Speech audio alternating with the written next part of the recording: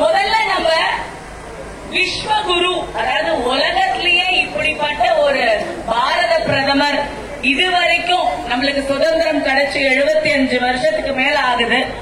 இந்த மாதிரி ஒரு பாரத பிரதமர் இவ்வளவு நாள் கிடைக்காம போயிட்டாரு அப்படின்னு எல்லாரும் காத்து கொண்டிருந்த தலைவர் 10 வருஷமா இந்தியாவை நிறைய மாற்றங்கள்ல கொண்டு வந்து, நம்ம தமிழ்நாட்டிலையும் நிறைய மாற்றங்கள்ல கொண்டு வந்த பாரத பிரதமர் நரேந்திர மோடி அவர்கள் மீண்டும் ஒரு முறை ஹேட்ரிக் 3வது தடவையா அவர்தான் பாரத பிரதமரா வரப்போறாரு அப்படின்னு நினைக்கும் போது எல்லாருக்குமே ரொம்ப ரொம்ப ரொம்ப மகிழ்ச்சியா இருக்கு.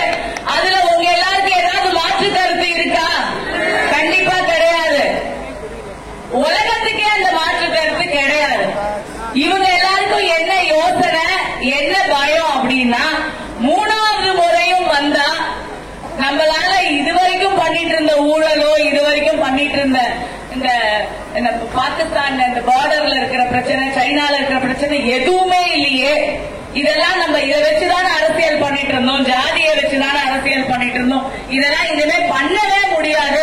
இன்னும் என்ன கொண்டு வர போறாருன்னு தெரியலையே. நிறைய சட்டங்களை கொண்டு வந்துட்டாரு. இப்பயும் நம்ம எதுவுமே அரசியலே பண்ண முடியாம நம்ம தான் அரசியலை மூட்டை கட்டி வீட்டுக்கு போயிடலாமா அப்படின்ற பயம் தான் காங்கிரஸ்காரங்களுக்கும் சரி, இங்க இருக்கக்கூடிய திமுக ஆளுங்களுக்கும் சரி. அப்படிப்பட்ட ஒரு தானே தலைவர் பாரத பிரதமர். இங்க இவ்வளவு தாய்மார்கள்லாம் இருக்கீங்க. நம்மளுக்காக எப்பயும் யோசிக்கக்கூடிய நம்ம அப்பா, நம்ம கணவர், நம்மளோட பசங்க, நம்ம அண்ணா தம்பிங்க தான் நம்ம பார்த்திருக்கோம். ஆனா பாரத பிரதமர் நம்மள எப்பயும் 24 மணி நேரமும் நம்மளை பத்தி யோசிச்சுட்டு இருக்காரு அப்படின்னு நீங்க எல்லாம் சந்தோஷமா இருக்கீங்களா? நிம்மதியா இருக்கீங்களா?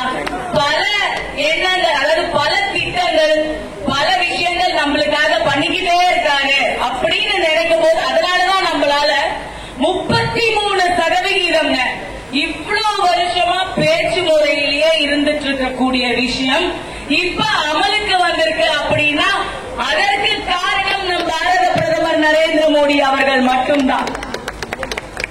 அதே சமயம்